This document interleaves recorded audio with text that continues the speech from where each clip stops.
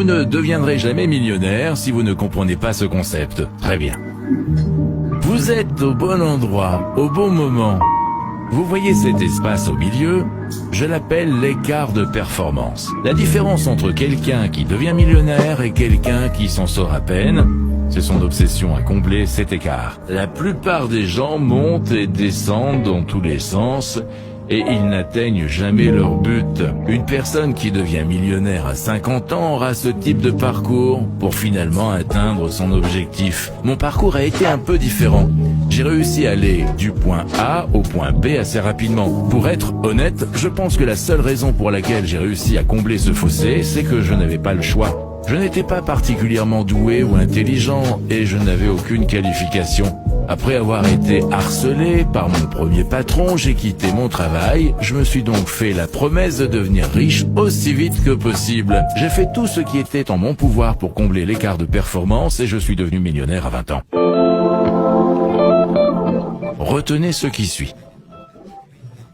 La quantité d'argent que vous gagnez est toujours directement proportionnelle à la quantité de valeur perçue que vous donnez. Pour faire simple, plus les problèmes que vous êtes en mesure de résoudre sont importants, plus vous gagnerez d'argent et plus vous comblerez rapidement l'écart de performance. La première chose à faire est donc de dessiner un diagramme de Venn. Dans cette section, notez les choses que vous aimez faire. Donc, si je le faisais, je noterais les voitures de course, les avions, les voyages et le golf. Je suis sûr que vous pouvez en ajouter beaucoup d'autres, alors n'hésitez pas. Ensuite, écrivez les choses pour lesquelles vous êtes doué. Pour ma part, il s'agit d'avoir des conversations, de recevoir des modèles, diriger des équipes et la menuiserie. Enfin, notez les choses pour lesquelles les gens vous payeront. Pour moi, le conseil, la construction de structures et la conception de mécanismes complexes. Le piège, c'est de ne prendre en compte qu'un seul de ces facteurs.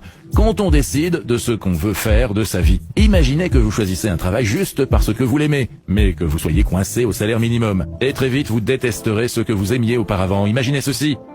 Vous êtes doué pour quelque chose, alors vous en faites votre travail. Mais vous vous acharnez et ne gagnez toujours pas assez d'argent.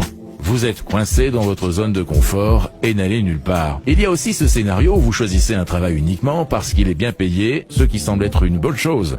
Eh bien, pas si vous êtes malheureux chaque jour. C'est pourquoi la seule solution pour devenir riche et heureux, c'est de trouver quelque chose qui coche toutes les cases. J'appelle ça la zone de valeur.